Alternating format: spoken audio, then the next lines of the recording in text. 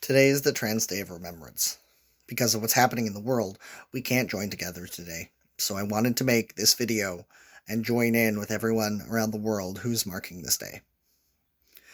Before I speak, I want to acknowledge that I am making this video on the unceded traditional territories of the Coast Salish peoples, specifically the Musqueams, Tsleil-Waututh, and Squamish nations.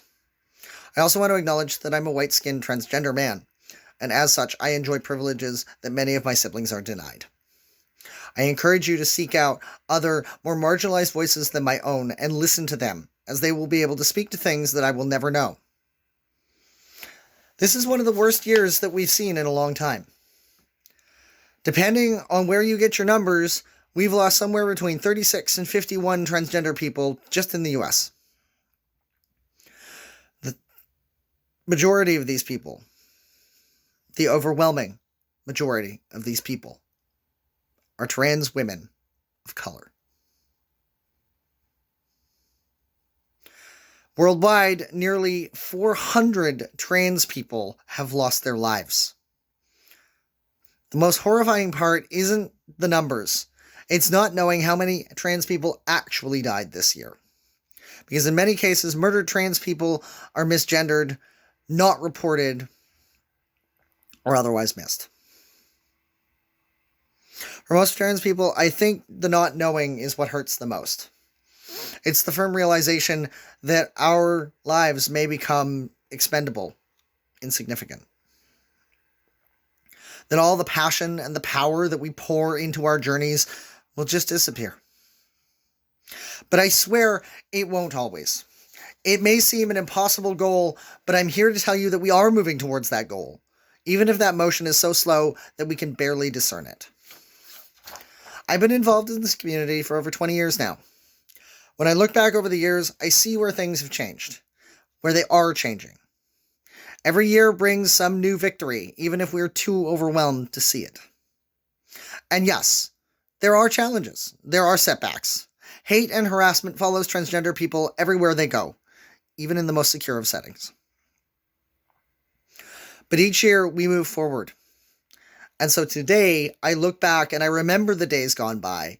I recognize the changes that we, the trans community, have fought for and won. I remember a time when no one who looked like us was in any branch of government. Now we're celebrating as trans persons are elected to state senates, legislatures, and the like. We did that.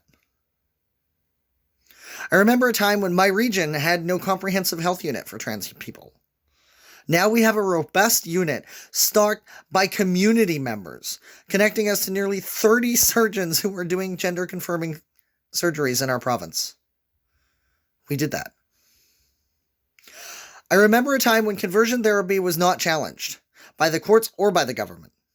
Now it is discussed, and there are bills moving forward to ban this practice in Canada. We did that.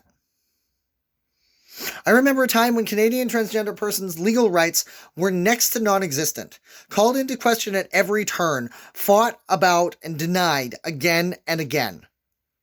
Now they're explicit and they are immutable. We did that. I remember a time when we couldn't get married or change our names or our genders. Though this remains a battleground, there is now something there that we have a chance to fight for. We did that. And I remember a time when there was no Trans Day of Remembrance. Now we gather around the world every year to honor our dead and raise awareness of how we are treated. We did that. So as we bow our heads for the souls that we've lost this year, remember that when your head lifts from that gesture, you should hold it high. Because together we are a powerful and vibrant community that has shown the world who we are and begun the work of ending the hatred leveled against us. We still have a long way to go, and we need to work together to make sure that all of our people get across the finish line. But it is clear now that we can do this. So stay strong, reach for each other, and know that you are valid. We will do this. May the memories of the siblings that we have lost this year be a blessing to us all.